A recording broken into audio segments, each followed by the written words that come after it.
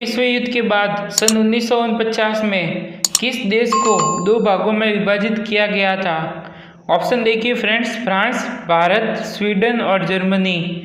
तो फ्रेंड्स मैं आपको बता दूं कि अगर इस प्रश्न को घुमा फिरा के ऐसे अगर पूछ लिया जाए कि शीत युद्ध के बाद सन 1949 में किस देश को दो भागों में विभाजित किया गया था, तो द्वितीय विश्व युद्ध की शुरुआत 1 सितंबर 1939 से हुई और इसका अंत 2 सितंबर 1945 को हुआ और ये युद्ध 6 वर्षों तक चला था और ये एकमात्र ऐसा युद्ध था जिसमें परमाणु हथियारों का उपयोग किया गया था। शीत युद्ध एक प्रकार का विश्व युद्ध ही होता है। द्वितीय विश्व युद्ध के बाद के काल में संयुक्त राज्य अमेरिका और सोवियत रूस के बीच उत्पन्न तनाव की स्थिति को शीत युद्ध के नाम से जाना जाता है और इसको अन्य इतिहासकारों द्वारा शस्त्र सज्जित शक्ति के नाम से भी जाना गया है और इसकी शुरुआत एशिया, अफ्रीका, लैटिन अमेरिका और यूरोप के अंदर हुई। इसकी शुरुआत 1947 से हुई थी और ये खत्म 1991 में हुआ। विश्व युद्ध के बाद सन 1949 में जर्मनी को दो भागों में विभाजित किया गया। ऑप्शन 4 जर्मनी को दो भागों में विभाजित किया गया था। ब्रिटेन, यूएसए और फ्रांस ने जर्मनी को सर्वप्रथम 4 भागों में विभाजित किया था और सन 1949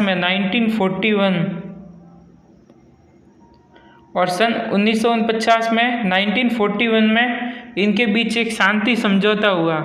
उस शांति समझौते के अनुसार जर्मनी को पुनः दो भागों में विभाजित किया गया, जिसमें से पहला भाग पूर्वी जर्मनी था जिसको जर्मन डेमोक्रेटिक रिपब्लिक के नाम से भी जाना जाता था और पश्चिमी जर्मनी जिसको फेडरल जर्मन रिपब्लिक के नाम से जाना गया। पूर्वी जर्मनी को जर्मन लोकतांत्रिक गणराज्य भी कहा जाता था और पश्चिमी जर्मनी को जर्मन संघीय गणराज्य के नाम से भी जाना गया और इसकी राजधानी बॉन थी उस समय। पूर्वी जर्मनी की राजधानी उस समय बर्लिन या ईस्ट बर्लिन थी। आज के समय में वर्तमान में जर्मनी की राजधानी बर्लिन है और यह जर्मनी का सबसे बड़ा शहर है। पश्चिमी जर्मनी यूएसए, यूके और फ्रांस के साथ समृद्ध हो गया और एक पूंजीवादी देश बन गया। पूर्वी जर्मनी में एक कम्युनिस्ट सरकार थी और पश्चिमी जर्मनी में एक लोकतांत्रिक राज्य के रूप में यह अलग सामने आया। पूर्वी और पश्चिमी जर्मनी दोनों जर्मनी का एकीकरण 3 अक्टूबर 1990 को हुआ। एक कम्युनिस्ट पूर्वी जर्मनी की मार्क्सवादी सरकार ढह गई, मतलब कम्युनिस्ट पूर्वी जर्मनी की मार्क्सवादी सरकार ढह गई और जर्मनी का वापस एकीकरण हुआ। जर्मनी का एकीकरण ऑटो वन बिस्मार्क ने किया था। बिस्मार्क कौन थे फ्रेंड्स, ये भी कभी कभार पूछा जाता है हिस्ट्री के अंदर। बिस्मार्क प्रशा के शासक विलियम प्रथम का प्रधानमंत्री था और इसने जर्मनी के एकीकरण में अपना महत्वपूर्ण योगदान दिया। प्रश्न का सही उत्तर है ऑप्शन 4 जर्मनी। चलते हैं फ्रेंड्स अपन अगले प्रश्न की ओर। भारत में नदियां आमतौर पर पश्चिम से पूर्व की ओर बहती है, लेकिन नर्मदा और ताप्ती की तरह इनमें से कौन सी नदी पूर्व से पश्चिम की ओर बहती है? पहला ऑप्शन है ताम्रपर्णी, दूसरा गोमती, तीसरा महानदी और चौथा शरावती। प्रश्न का सही उत्तर है ऑप्शन 4 शरावती। शरावती नदी पूर्व से पश्चिम की ओर बहती है। नर्मदा और ताप्ती के अलावा ये तीसरी नदी है जो पूर्व से पश्चिम की ओर बहती है। शरावती नदी भारत के कर्नाटक राज्य में स्थित है और इसी राज्य में बहती है और इसी राज्य में समाप्त हो जाती है और प्रसिद्ध जल प्रपात इसी नदी द्वारा निर्मित है। इस नदी की कुल लंबाई 128 किलोमीटर है। दक्षिण भारत की प्रमुख नदियों में से एक है और पश्चिमी घाट से निकलती है। शरावती नदी का उद्गम स्थल कर्नाटक के शिमोगा जिले में स्थित है, जिसको तीर्थहल्ली तालुका या अम्बु तीर्थ नामक स्थान से भी जाना जाता है और यह नदी अंत में अरब सागर में विलीन हो जाती है। तो फ्रेंड्स इस प्रश्न का सही उत्तर है ऑप्शन 4 शरावती। एल्यूमिनियम के बाद इनमें से कौन सी धातु भूपर्पटी में सर्वाधिक मात्रा में पाई जाती है? भूपर्पटी या क्रस्ट, जिसको अंग्रेजी में क्रस्ट कहा जाता है, भूविज्ञान में किसी पथरीले ग्रह या प्राकृतिक उपग्रह की सबसे ऊपर की ठोस परत को कहते हैं। इसमें गोलाकार पृथ्वी की परपटी की संतरे के छिलके से तुलना की जा सकती है। मोटाई के आधार पर यह सबसे पतली परत होती है और पृथ्वी का निर्माण oxygen, iron, silicon, magnesium, sulphur, निकल, कैल्शियम और एल्यूमिनियम से हुआ है और इसके अतिरिक्त 1.2% अन्य तत्वों से पृथ्वी का निर्माण हुआ है और पृथ्वी की कोर या क्रोड लगभग 88.8% आयरन से बनी होती है। भूपर्पटी हल्की चट्टानों से निर्मित होती है जिसमें सिलिका और ऑक्सीजन ज़्यादा मात्रा में पाए जाते हैं। और फ्रेंड्स, भूपर्पटी के अंदर सबसे ज़्यादा 4 तत्व पाए जाते हैं जो है ऑक्सीजन, सिलिका, एल्यूमिनियम और आयरन। तो फ्रेंड्स, एल्यूमिनियम के बाद सबसे ज़्यादा आयरन 5% पाया जाता है। आयरन 5% पाया जाता है और एल्यूमिनियम लगभग 8.13% या 8.13% सर्वाधिक पाया जाता है और एल्यूमिनियम के बाद सबसे ज़्यादा 5% या 5% आयरन पाया जाता है। तो फ्रेंड्स, इस प्रश्न का सही उत्तर है ऑप्शन 3 आयरन। आवर्त सारणी में आयरन का परमाणु क्रमांक 26 है और एल्यूमिनियम का परमाणु क्रमांक 13 है। इसमें एल्यूमिनियम के प्रमुख खाने जम्मू कश्मीर, मुंबई, कोल्हापुर, जबलपुर, रांची, सोनभद्र, बालाघाट तथा कटनी में बॉक्साइट के विशाल भंडार है। यहाँ फ्रेंड्स एक शब्द आया है बॉक्साइट, इसका अर्थ क्या होता है? एल्यूमिनियम का एक प्रमुख अयस्क होता है और यह मुख्य रूप से एल्यूमिनियम ऑक्साइड और आयरन ऑक्साइड तथा कुछ अन्य अशुद्धियों से मिलकर बना होता है। मेयर प्रक्रम द्वारा इन अशुद्धियों को दूर किया जाता है। इन अशुद्धियों को दूर करने के बाद एल्यूमिना बच जाता है।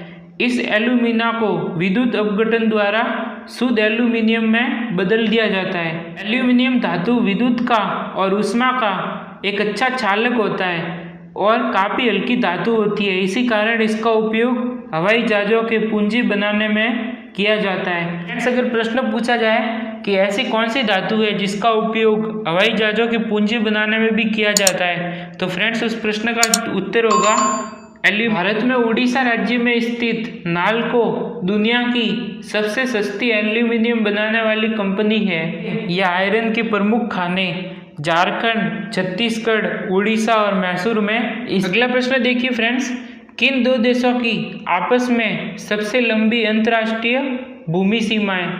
ऐसे कौन से 2 देश हैं जिनकी आपस में सबसे लंबी अंतर्राष्ट्रीय भूमि सीमाएं? ऑप्शन फर्स्ट भारत और चीन, अमेरिका और कनाडा, रूस और चीन, चीन और मंगोलिया। अंतर्राष्ट्रीय भू सीमा अमेरिका और कनाडा की है। ऑप्शन सेकंड, अमेरिका और कनाडा की सबसे लंबी अंतर्राष्ट्रीय भू सीमाएं जिसकी लंबाई लगभग 8,893 किलोमीटर है। तो फ्रेंड्स इस प्रश्न का सही उत्तर होगा ऑप्शन सेकंड, अमेरिका और कनाडा।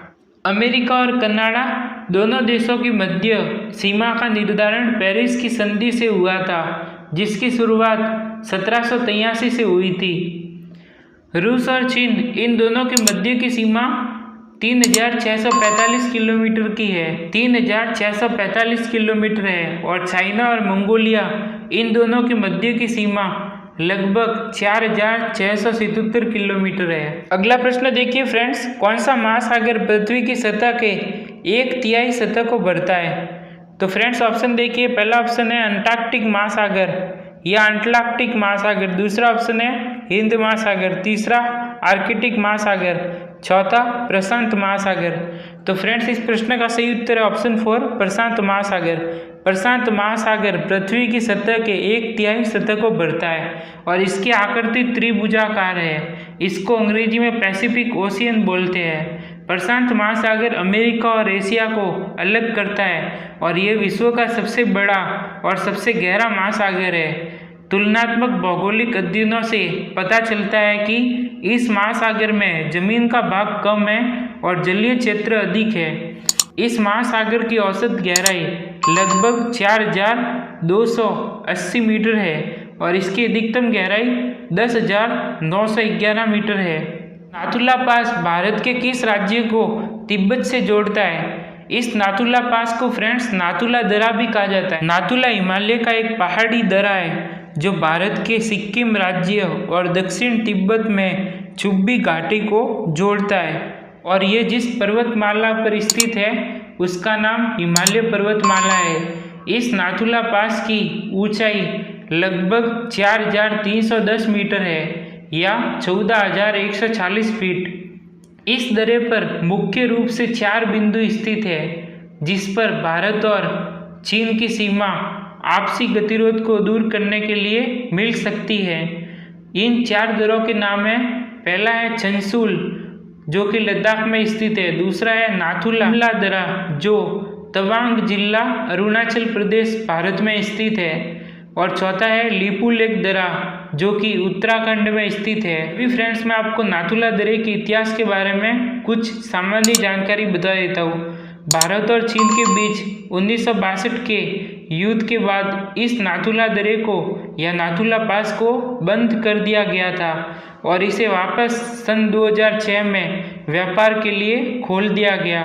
20वीं सदी की शुरुआत में भारत और चीन के बीच होने वाले व्यापार का लगभग 60% हिस्सा नाथुला दर्रे के जरिए ही जाता था और ये दर्रा प्राचीन रेशम मार्ग की एक शाखा का हिस्सा भी रहा है।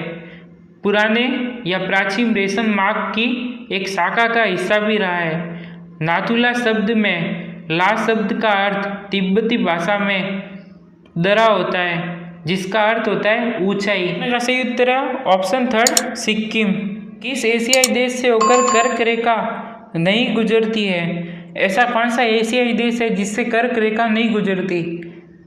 इस प्रश्न के उत्तर बताने से पहले मैं आपको एक सामान्य जानकारी कर्क रेखा के बारे में बता देता हूँ। कर्क रेखा पृथ्वी पर उन 5 मुख्य अक्षांश रेखाओं में से एक है जो पृथ्वी के मानचित्र पर परिलक्षित उत्तरी गोलार्ध में भूमध्य रेखा के समांतर 23.5 डिग्री ग्लोब पर पश्चिम से पूर्व की ओर खींची गई काल्पनिक रेखा है और कर्क रेखा पृथ्वी की उत्तरतम अक्षांश रेखा है जिस पर सूर्य दोपहर के समय लंबवत चमकता है।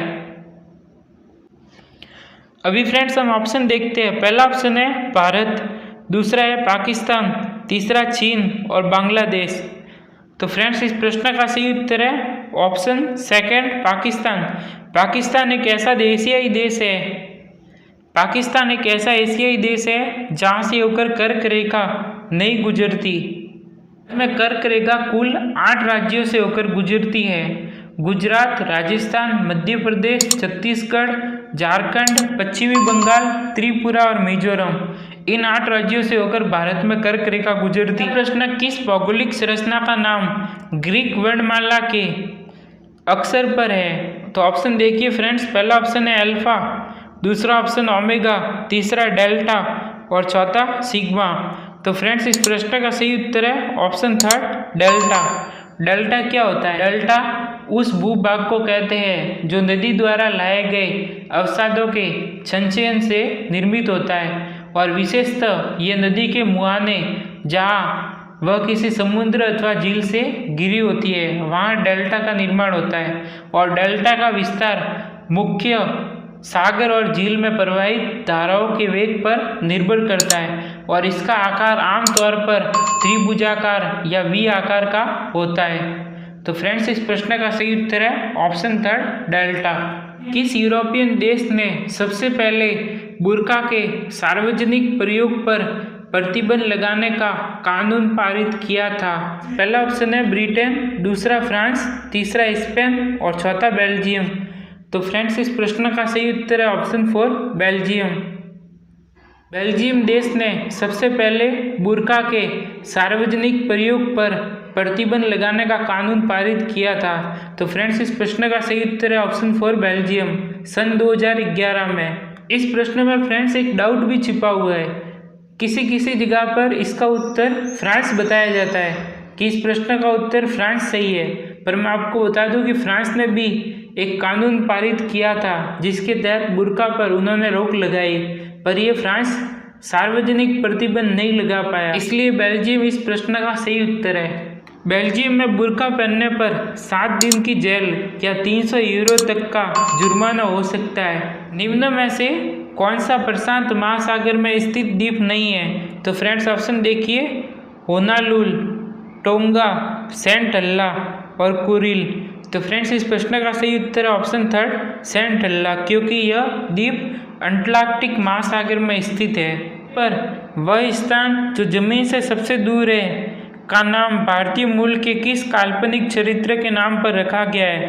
ऑप्शन देखिए, कैप्टन रोबिसो, कैप्टन अहास, captain Nemo, Phileas Fogg. Option third, captain Nemo. विश्व का सबसे बड़ा द्वीप कौन सा है? विश्व का सबसे बड़ा द्वीप कौन सा है? ऑप्शन देखिए, फर्स्ट ग्रीनलैंड, न्यू गुनिया, सुमात्रा और निकोबार। तो फ्रेंड्स इस प्रश्न का सही उत्तर है ऑप्शन फर्स्ट, ग्रीनलैंड। ग्रीनलैंड विश्व का सबसे बड़ा द्वीप है जिसकी ज़्यादातर सतह उत्तरी अंटार्कटिक महासागर में एक बड़ी बर्फ की चादर के नीचे दबी हुई है। यूरोप की तुलना में ग्रीनलैंड उत्तरी अमेरिका के ज़्यादा नज़दीक है, लेकिन यह डेनमार्क का हिस्सा है। चंद्रमा के इनमें से किस कला के दौरान चंद्र ग्रहण हो सकता है? ऑप्शन देखिए, पूर्णिमा, कुबड़ा चांद, अमावस या अमावस्या, वर्धमान चांद। तो फ्रेंड्स इस प्रश्न का सही उत्तर है ऑप्शन फर्स्ट, पूर्णिमा। पूर्णिमा एक ऐसी कला है जिसके दौरान चंद्र ग्रहण हो सकता है। दक्षिण अमेरिकी देश की आधिकारिक भाषा पुर्तगाली है। ऑप्शन देखिए, अर्जेंटीना, चिले, ब्राजील और पैराग्वे। प्रश्न का सही उत्तर है ऑप्शन थर्ड, ब्राजील। दक्षिण अमेरिका में स्थित ब्राजील देश एक विशाल और महत्वपूर्ण देश है जिसकी आधिकारिक भाषा पुर्तगाली है। इनमें से किस देश में अलग अलग कार्यों के लिए 3 राष्ट्रीय राजधानियां हैं? Option first, Australia, option second, Netherlands, option third, Belgium, option four, दक्षिण अफ्रीका। तो फ्रेंड्स मैं आपको बता दूं कि इस प्रश्न का सही उत्तर ऑप्शन फोर, दक्षिण अफ्रीका है। दक्षिण अफ्रीका एक ऐसा देश है जिसमें अलग अलग कार्यों के लिए 3 राष्ट्रीय राजधानियां हैं और पहली राजधानी केप टाउन है। पहली राजधानी जिसका नाम केप टाउन है, जो कि लेजिस्लेटिव कैपिटल है जहां पर विधायिका स्थित है। दूसरी राजधानी प्रिटोरिया है जो कि एडमिनिस्ट्रेटिव कैपिटल है जहां पर कार्यपालिका स्थित है। और तीसरी राजधानी जो कि ब्लोमफेंटन है, और तीसरी राजधानी जो कि ब्लोमफेंटन है, इसको ब्लोएम के नाम से भी जाना जाता है, जो कि judicial capital of the nation, मतलब न्यायिक व्यवस्था इस राजधानी के अंदर स्थित है। अच्छा लगा आपको हमारा ये वीडियो? अगर वीडियो अच्छा लगे तो वीडियो को लाइक और शेयर ज़रूर करें और हमारे चैनल को सब्सक्राइब